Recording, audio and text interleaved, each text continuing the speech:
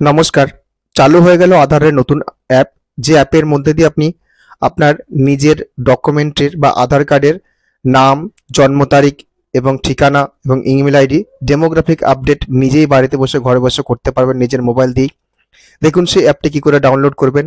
আমি প্লে স্টোরে গিয়ে সার্চ করব আধার লিখে বা আধার অ্যাপ লিখে সার্চ করব বা আধার কার্ডের অ্যাপ লিখে সার্চ করার পরে একটু নিচের দিকে আসবেন। নিচের দিকে এসে দেখবেন এখানে আধার যে অ্যাপটি আছে সেখানে ক্লিক করবেন। ক্লিক করে এখানে ইনস্টল অপশন আসবে, ইনস্টল অপশনে ক্লিক করুন।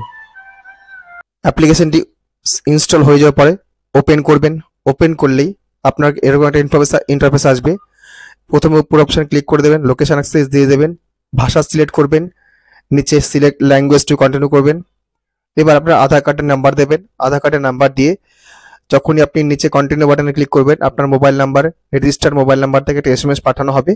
এসএমএস পাঠানো হয়ে গেলে পরে এসএমএসটা সাকসেসফুলি সেন্ড হয়ে যাওয়ার পরে আপনার ব্যাক হয়ে আপনি কিন্তু আধার ফেস আরডি একটা অ্যাপ আছে, যে অ্যাপের মধ্যে দিয়ে কিন্তু আপনারা ফেস অথেন্টিকেশন করে আপনারা হোম পেজে বা এই অ্যাপের মধ্যে ঢুকে যেতে পারবেন।